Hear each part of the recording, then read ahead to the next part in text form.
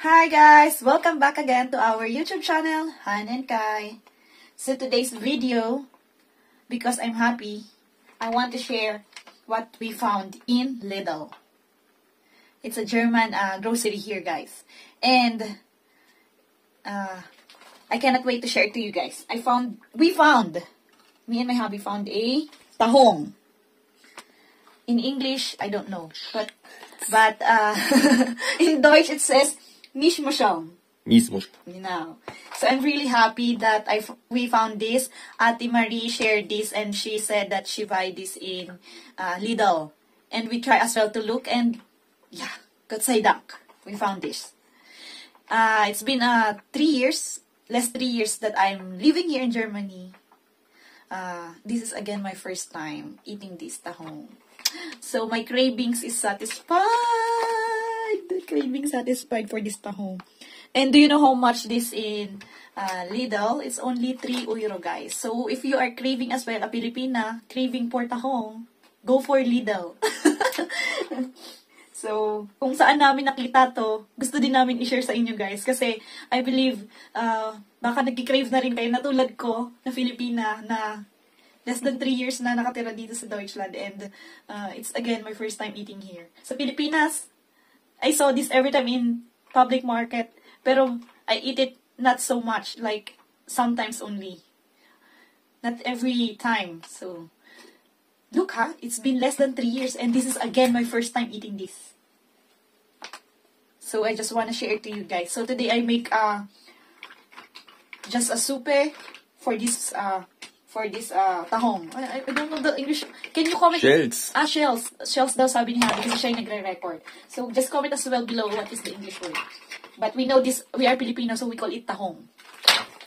And now, I'm gonna clean it first, okay? Because, you know, the tahong is, the shells had a feel.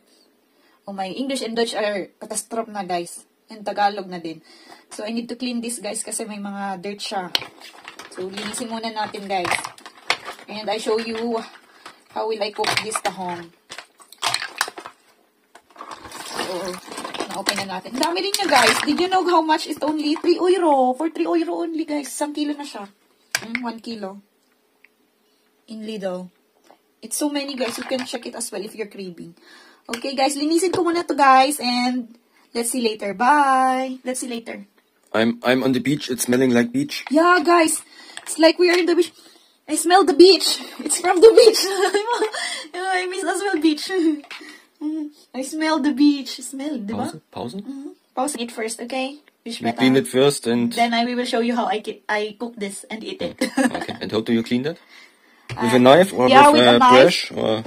Because the others are already open. So I disregard or separate the open one because I don't like to eat the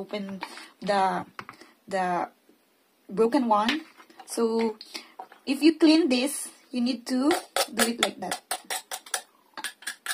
Natatanggal talaga siya. Ganyan lang. Separate the dirt, then you do it. Tanggalin mo yan, ganyan. Ingat lang kayo, guys, kasi you need to be careful kasi, ano siya. Ganyan lang, guys. Tanggalin nyo lang yan isa-isa. Yung may mga dirt. Grabe, I'm so happy. Magkano lang sa Pilipinas, guys? Kasi tagal ko ng walang idea. Magkano na to, guys, sa Philippines? How much this now in the Philippines? Can you comment down below and give us as well idea? Maybe this year, we're planning to visit Philippines, Charis. And so, happy idea. And sa mga... So guys, na-ready na po natin ang ating ingredients para sa ating sinabawang tahong. So ito po yung mga ingredients natin. So of course, meron tayong main course, yung tahong. And kung ano lang yung gulay nating available. So meron tayong Chinese cabbage. And green onion. Kamatis. Luya. Of course, para matanggal yung langsa. Luya is important as well. Bawang. Sibuyas, asin, and cubes. So, yan lang po ang ating ingredients para sa ating sinabawang tahong. Now, lutuin na natin siya, guys. Gisayin na muna natin siya, guys. Ito yan, guys. Lutuin na natin siya, guys. Tara!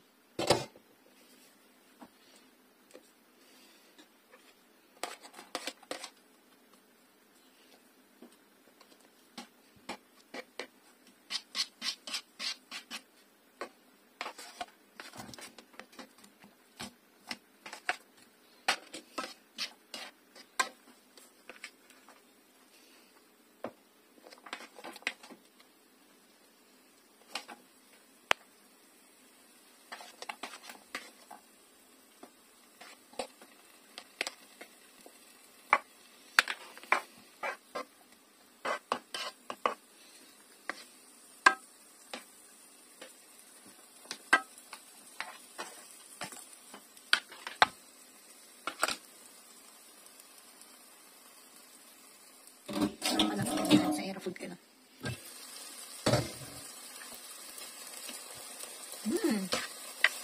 Smell good.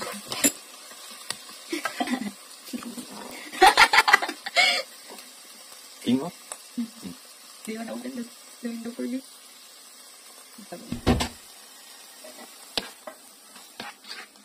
So, simulan na natin ang paggisa ng bawang, sibuyas, luya at kamatis.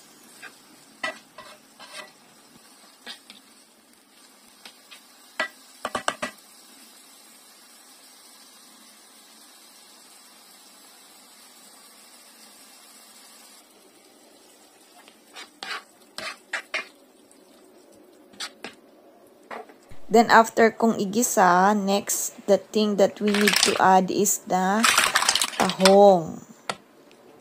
So, we start now cooking the tahong.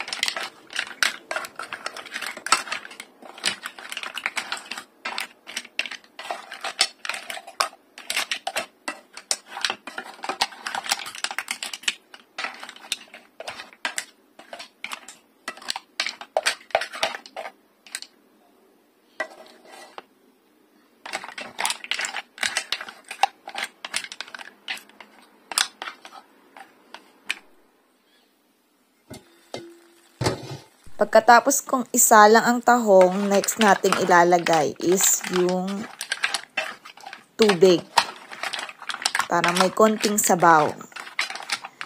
Pero mukhang nadamihan ko yung sabaw dyan. Sabaw is life. Mahilig kasi ako sa sabaw talaga, guys. So, yan. Ilalagay na po natin ang sabaw.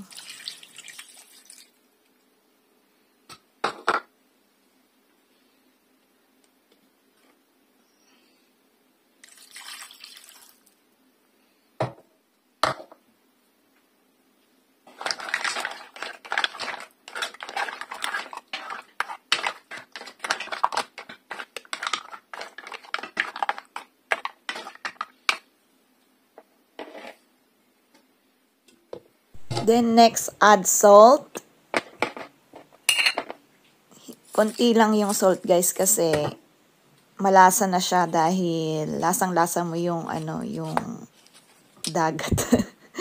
'Di ba? Kasi salty na yung salty na yan siya. Tsaka yung cubes, I add also cubes. And, of course, last is green onions.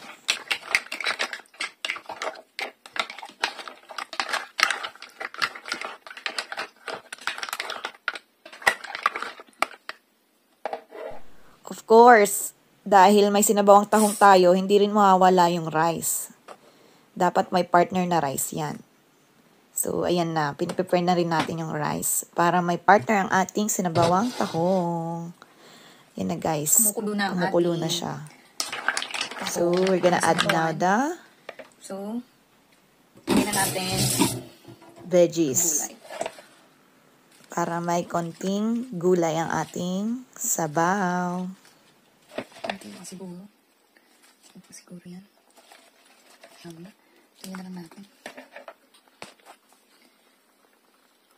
Pag naluto yung gulay, guys, magiging din yan, matutunaw din yan. Magiging konti na lang din yan. Kaya okay lang na damihan. Ano yan? Ano yan? Kanya-kanya ng prep yan, guys, kung ilagay ng gulay.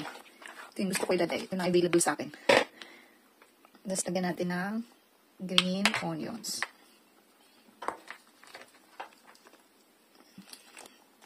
Buwan natin ng green onions.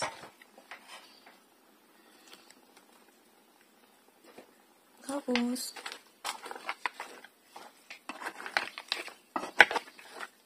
halu-haluin na ulit. Till mahilo ang tahong. Nilagyan ko rin pala guys ng konting patis. Para lasang-lasa talaga siya guys. Lasang-lasa yung sabaw. Wow, my craving satisfied on my tahong or mussels. Ito yung English guys, mussels. Para siyang mussel. Diba? See, craving satisfied talaga dito sa ulam na to. Dahil na ng sabaw guys. Yan na guys. Luto na ang ating sinabawang tahong. Craving satisfied. So, magdi-dinner na ako guys. Dahil 1 kilo to, hindi ka naman nauubos ng 1 luto. Kainan yan, di ba? So, mga 2 o 3 kainan ko pa yan. Dahil ako lang naman din ang kakain. Ang galing ko lang yung cravings ko. Sobrang happy yan. So guys, I will end now the vlog. Thank you for watching. Hope you enjoyed this video as we share our food for tonight, for today's vlog. So, good and appetit all guys. And don't forget to click the notifications bell and subscribe to our YouTube channel so you're always notified on our next vlog that we will share here. Tschüss!